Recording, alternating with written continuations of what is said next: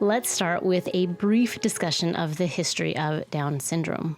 Down syndrome was first medically described by John Langdon Down in the 1860s, and it was named after him. In the 1950s, as technology advanced, the chromosomal reason for Down syndrome was discovered.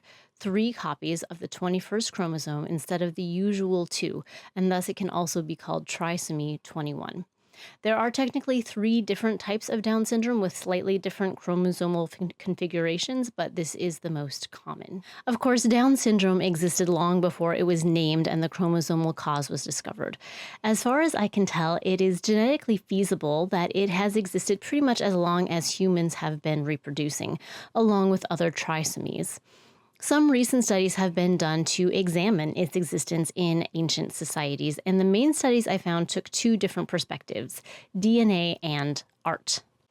A recent study looked at the DNA of around 10,000 human remains and found 6 of them that had Down syndrome and 1 that had a different trisomy.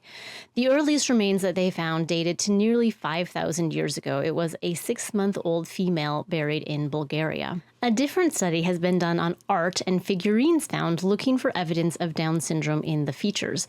This is more complicated and less conclusive, but interesting nonetheless. It is complicated by the fact that while people with Down syndrome do often share some features in common, like eye shape or a flatter nose bridge, these characteristics don't appear in the same form or to the same extent on everyone who has Down syndrome, and some of them can be found on people who don't have Down syndrome. In addition, there is the skill and intent of the artist to be taken into account. Still, the authors of this study argue convincingly that many of the paintings and figurines they mentioned have a high likelihood of portraying someone with Down syndrome. For some of the more recent work, there is evidence that the artist had or knew a child with Down syndrome who could have served as the model. This can't be determined for some of the more ancient work, but it is still possible. I also found a second article with a different figurine that argued for some similar things. From both of these pieces of evidence, I think we can safely conclude that people with Down syndrome lived in ancient times.